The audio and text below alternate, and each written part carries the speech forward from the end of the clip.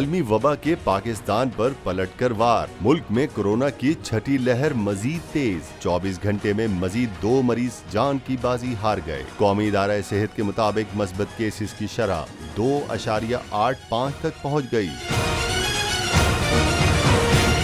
समाजी फासले की परवाह न करने वालों को लापरवाही महंगी पड़ गई। 382 में से 87 मरीज जिंदगी और मौत की कशमकश में मुब्तला हैं। 3 रोज में 5 अमवात रिपोर्ट होने के बाद मोहलिक वबा ने मुल्क भर में खतरे की घंटी बजा दी। सिर्फ जून में मूजी मर्ज से मरने वालों की तादाद 10 से बढ़ गई।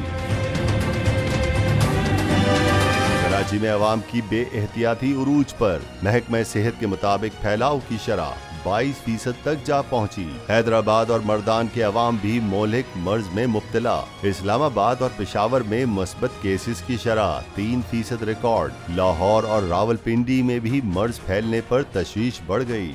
NCOC ने मुल्क भर में कोरोना के फैलाव के पेश नजर तमाम डोमेस्टिक फ्लाइट्स, ट्रेनों और पब्लिक ट्रांसपोर्ट में फेस मास्क पहनने को लाजमी करार दे दिया।